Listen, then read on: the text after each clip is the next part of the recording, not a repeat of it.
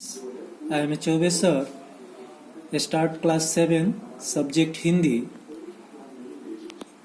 मैं आज तुम्हारा हिंदी विषय का पहला पाठ शुरू करने जा रहा हूँ। पहला पाठ का नाम है सूखे सुमन से, जो यह एक कविता है और इस कविता के लेखिका जो है महादेवी वर्मा जी हैं। इस कविता का थोड़ा सा विश्लेषण इस चैप्टर में मैंने वीडियो बनाकर किया हूँ। जो पंक्ति उनका है, था कली के रूप में शेषों में अहो सुखे सुमन, मुस्कुराता था खिलती अंक के तुझको पवन, खिल गया जब तू पूर्ण मंजुल, सुकुमल पुष्प बन, लुब्धु मधु के हेतु मंडराने लगे आने भ्रमर। इन्हीं कहने का मतलब कि जब बचपना अवस्था में फूल का रूप होता है तो वह छोटा सा पंखुड़ी की तरह दिखता है, लेकिन जब वह मुस्कुराकर बाहर निकलते हैं तो हवा के झोंके में वह भी खिलखिलाता हुआ हंसता हुआ दिखता है, जो बहुत ही आनंदित और सुंदर जो है उसका दृश्य दिखने को मिलता है। और उस पर यह भौरा जो होते हैं जाकर उसके फूल से रस चूसने के लिए उस पर मंडराते रहते हैं।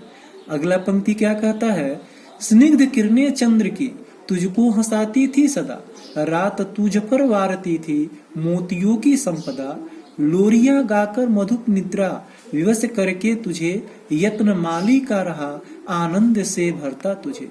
इस पंक्ति में यह है कि चंद्रमा की जो है सुंदर वह ठंडी किरणें तुम्हारे फूलों पर पड़ती थी, जिससे तुम सदा हंसती रहती थी।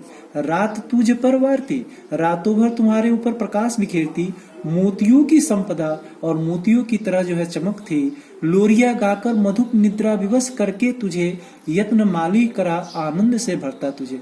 और वहां पर तुम्हें माली जो था तुम्हारे लिए हर तरह से सिंचाई करते, हर तरह से तुम्हारे रख रखवारे करते थे।